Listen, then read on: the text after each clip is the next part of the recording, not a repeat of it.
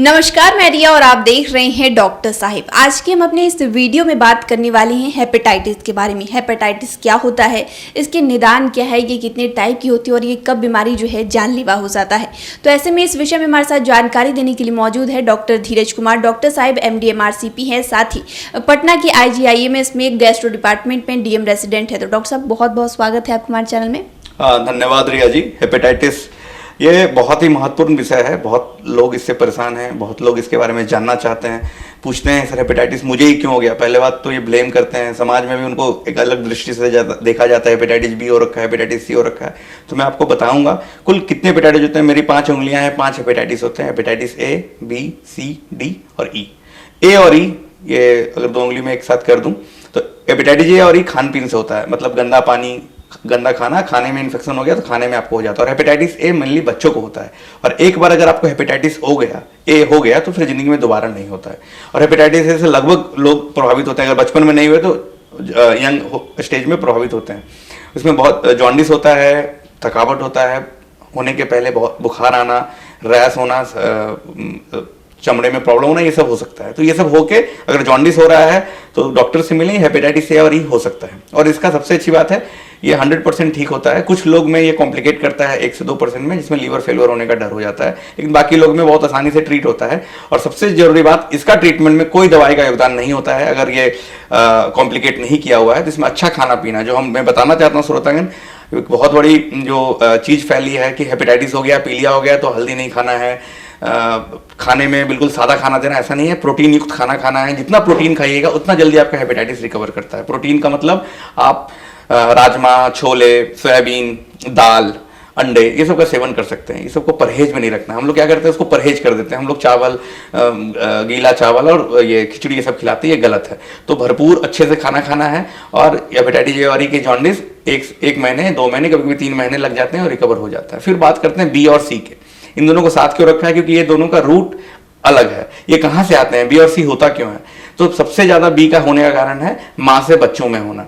मतलब होता क्या है कि माँ से बच्चे में आ जाता है और 20 साल, 25 साल, 15 साल, कभी 40 साल तक ये साइलेंट बैठा रहता है और अचानक से खुद को एक्सप्रेस करता है, कभी जॉन्डिस के रूप में, कभी लीवर फेलियर के रूप में, कभी कैंसर के रूप में। और तब पता चलता है कि अरे मुझे हेपेटाइटिस B था, मुझे तो पता ही नहीं था। और कब पता चलता है, आप ऑपरेशन कराने गए, आपको हर्निया, हाइड्रोसील या पथरी हो गई, आपने ऑपरेशन कराने डॉक्टर के पास गए, उसने आपका जांच कराया और जांच में पता चला अरे ये तो हेपेटाइटिस B हो रखा है मुझे। और फिर अपने आपको कोसने लगता है, आपका परिवार, आपका समाज बोलता है हेपेटाइटिस B हो रखा है। उसको HIV के साथ हम लोग जोड़ देते हैं कि ये तो गलत किया इसलिए इसको हो रखा है। ऐसा बिल्कुल नहीं है।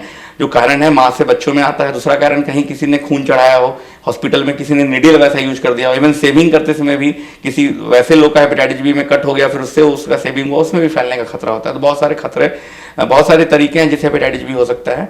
उसमें एक पार्ट होता है कि सेक्सुअल ट्रांसमिशन भी होता है। तो आपको अगर हो रखा है तो इसका इलाज है। सबसे पहले आप ये समझिए, इससे घबराना नहीं है, डॉक्टर से मिलना है।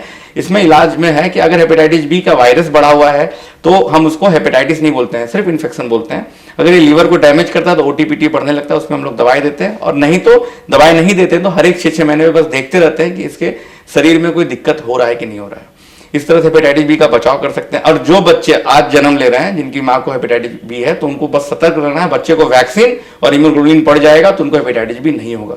जिनके घर में किसी को हेपेटाइटिस B हो रखा है, पूरे परिवार का जांच कराएं और जो भी पॉजिटिव आते हैं वो मिले आके।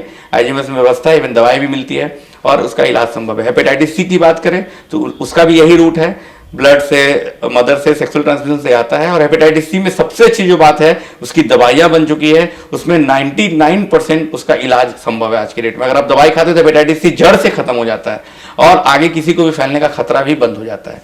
तो मैं आपसे गुजारिश करूंगा, अगर आप लोगों में किसी को हेपेटाइटिस B और C है और घर में किसी को, समाज में किसी को है, तो डॉक्टर से मिलें, IGMS आए या अपने गैस्ट्रो को डॉक्टर से मिलें और इसका इलाज कराएं और ये संभव है। धन्यवाद।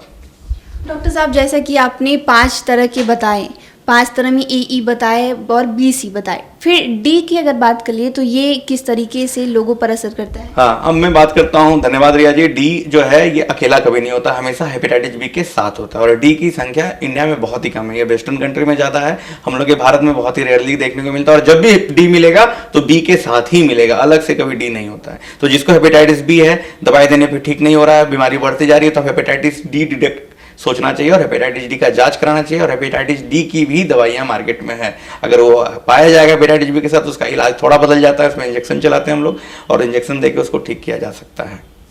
तो शुक्रिया डॉक्टर साहब, जो आपने हेपेटाइटिस के बारे में इतनी सारी जानकारी दी है। उम्मीद करती हूँ कि लोगों तक ये मैसेज पहुँचेगा, तो उसके लिए बहुत बहुत शुक्रिया। हाँ, बहुत बहुत जरूरी भी है, क्योंकि हमारे भारत में 4 करोड़ लोग हैं जो हेपेटाइटिस बी से ग्रसित हैं, ये डाटा है। इसके अलावा बहुत लोग होंगे जो डाटा में नहीं है। तो मैं अपने भाई बंधुओं से यही रिक्वेस्ट करूंगा, इस बीमारी से शर्माना नहीं है, घबराना नहीं है, और आप जिम्मेदार नहीं है इस बीमारी के लिए। जो बीमारी आपके पास आई है तो कहीं किसी भी कारण से आ सकती है, आप डॉक्टर से मिलें और इसका निदान संभव है।